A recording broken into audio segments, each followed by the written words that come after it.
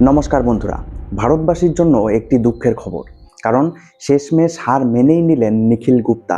একজন ভারতীয় নাগরিককে আমেরিকার মাটিতে দাঁড়িয়ে শেষমেশ স্বীকার করতে হলো যে তিনি একজন আমেরিকান নাগরিককে হত্যা করার ষড়যন্ত্র করেছিলেন। 54 বছর বয়সী এই ভারতীয় নাগরিক অবশেষে আমেরিকার ফেডারেল কোর্টে নিজের দোষকে স্বীকার করে নিয়েছেন। ওনাকে এখন ওনার প্রায় পুরো জীবনটাই কারাগারের পেছনে কাটাতে হবে। কেন জানেন? গুরুপন্ত সিং পান্নুকে হত্যার ষড়যন্ত্রের দায়ে। সেই পান্নু যাকে ভারত সরকার অফিসিয়ালি টেরোরিস্ট বা জঙ্গি ঘোষণা করে রেখেছে। তবে নিখিল গুপ্তা এখন নিজের অপরাধকে স্বীকার করে নিয়েছেন, এই বিষয়টা ঠিক যতটাই সহজ মনে হচ্ছে, আসল খেলাটা কিন্তু ঠিক ততটাই জটিল। ভারতীয়রা প্রশ্নও তোলা শুরু করেছে যে কেন হঠাৎ করে নিখিল গুপ্তা ওনার অপরাধকে স্বীকার করে নিলেন, যেখানে তিনি অতীতে বারংবার বলেছিলেন যে ওনাকে হাজারো চাপ দেওয়া হচ্ছে, এই পরিকল্পনায় ভারত সরকারেরও ইনভলভমেন্ট আছে, ভারতের RNAW এই প্লটকে সাজিয়েছিল, এমন সমস্ত বয়ানকে স্বীকার করে নেওয়ার জন্য। তখনও কিন্তু তিনি পরিষ্কার বলেছিলেন যে তিনি এই লড়াই চালিয়ে যাবেন। তাহলে হঠাৎ করেই কেন নিজের দোষকে তিনি স্বীকার করে নিলেন? নিখিল গুপ্তার পরিবারের সদস্য সংবাদ মাধ্যমকে জানিয়েছে যে তিনি আমেরিকার কোনো ইনফর্মার হবে না, তবে তিনি ওনার সমস্ত দোষ নিজের ঘাড়ে নিয়ে নিয়েছেন। তাই প্রশ্ন উঠছে, এর পিছনে কি কোনো বড় ধরনের ডিপ্লোম্যাটিক খেলা চলছে? কি বলছে আমেরিকার সিকিউরিটি এজেন্সি? ভারত সরকারই বা এই বিষয়ে কি বলছে? আর কি হতে চলেছে নিখিল গুপ্তার ভবিষ্যৎ? চলুন এর গভীরে গিয়ে বোঝার চেষ্টা করি। সবার আগে নিখিল গুপ্তা এবং পান্নুর সম্বন্ধে হালকা করে জেনে নিন।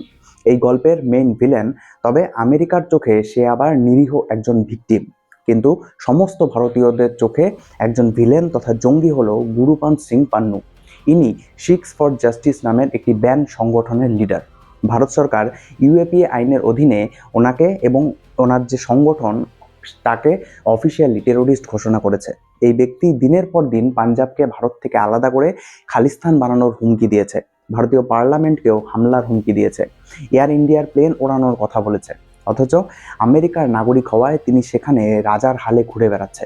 আর অন্যদিকে আছেন নিখিল গুপ্তা, 54 বছর বয়সী একজন ভারতীয় ব্যবসায়ী।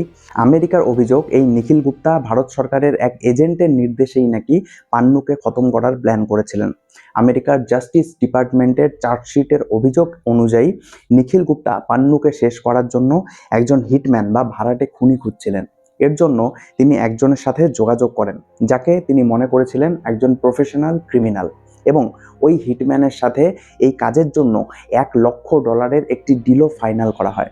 এমনকি কাজের আগে $1,500 অ্যাডভান্স পেমেন্টও করে দেওয়া হয়েছিল। কিন্তু সবকিছু ঠিকঠাক মনে হলেও এখানে একটি বিশাল সমস্যা ছিল। নিখিল গুপ্তা যাকে হিটম্যান ভেবেছিল, তিনি আসলে নাকি ছিলেন আমেরিকার ড্রাগ এনফোর্সমেন্ট অ্যাডমিনিস্ট্রেশনের একজন আন্ডারকভার এজেন্ট। মানে পুরো ডিলটাই ছিল একটা স্টিং অপারেশন। নিখিল গুপ্তা পান্নুর নিউ ইয়র্কের বাড়ির ঠিকানা, ছবি এবং চলাফেরার রুট ম্যাপ সবকিছুই ওই এজেন্টের হাতে তুলে দিয়েছিলেন।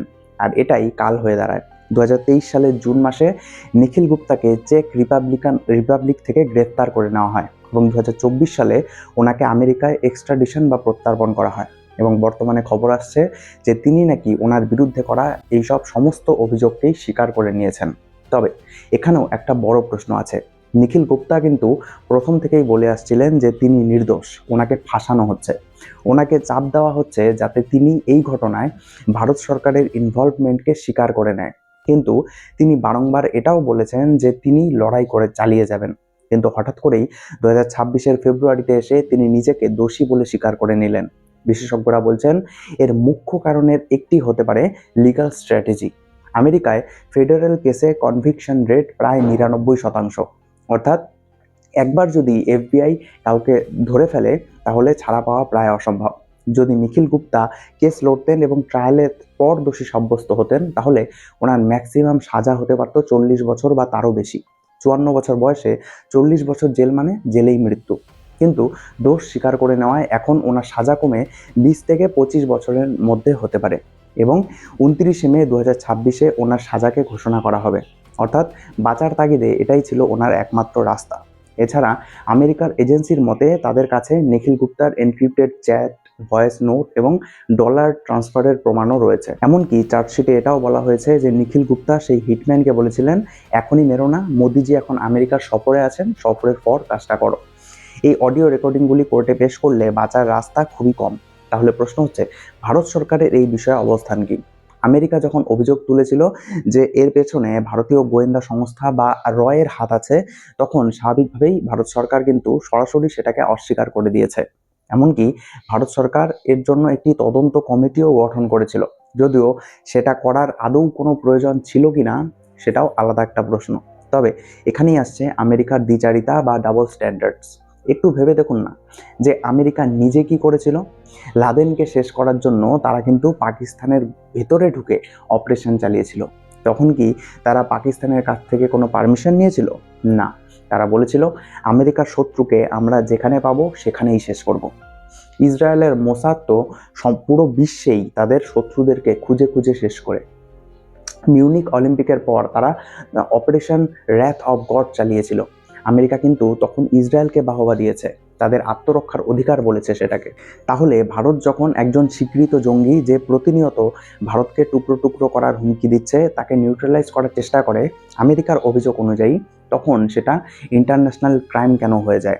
পান্নু আমেরিকার মাটিতে বসে ভারতের এয়ারলাইন্স পোড়ানোর হুমকি দেয়, কিন্তু আমেরিকা তাকে গ্রেফতার পর্যন্ত করে না। এটাকে তারা নাকি ফ্রিডম অফ স্পিচ বলে। কিন্তু সেই পান্নুর গায়েই আবার হাত পড়লে তাদের রুল অফ ল একেবারে জেগে ওঠে। এই দ্বিচারিতা বা হিপোক্রেসি আজ ভারতীয়দের মনে ভারত আমেরিকার সম্পর্ককে নিয়েই প্রশ্ন তুলছে। তাহলে এখন সামনে কি? নিখিল গুপ্তার রায় ঘোষণা হবে আগামী মাসে। হয়তো ওনাকে দীর্ঘদিন কারাবাস ভোগ করতে হবে। অবশ্যই রায়কে তো চ্যালেঞ্জ করাই যায়, কিন্তু আশা ক্ষীণ। যদি কিনা আমেরিকার সরকারই ইচ্ছে করে এই মামলায় কোনো ঢিলেমি দেখায়, যেটার সম্ভাবনাও অনেকটাই কম। এছাড়া এই ঘটনা ভারতের গোয়েন্দা অপারেশনের জন্যও একটা বড় শিক্ষা। তবে একটা কথা একদম পরিষ্কার, যে ভারত এখন আর চুপ করে বসে থাকার দেশ নয়। হয়তো এই অপারেশনটা আমাদের ব্যর্থ হয়েছে, হয়তো পদ্ধতিটা একটু ভুল ছিল, কিন্তু বার্তাটা একদম স্পষ্ট।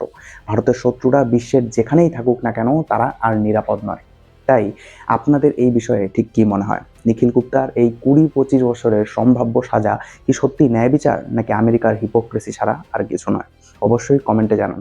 আর তার সাথে সাথে ভারত সরকারের কি নিখিল গুপ্তার পাশে আরও শক্তভাবে দাঁড়ানো উচিত ছিল, সেটাও অবশ্যই জানাবেন। আর হ্যাঁ, আপনাদের অনেক অনেক ধন্যবাদ যারা কমেন্ট করে আমাকে এভাবে সাপোর্ট করেন, লাইক এবং সাবস্ক্রাইব করেন, কারণ এটি সত্যি আমাকে পরবর্তী ভিডিওগুলো বানাতে এতটা উৎসাহিত করে, যা শব্দে বোঝানো সম্ভব নয়। দেখা হচ্ছে পরের ভিডিওতে। ভালো থাকবেন, ধন্যবাদ।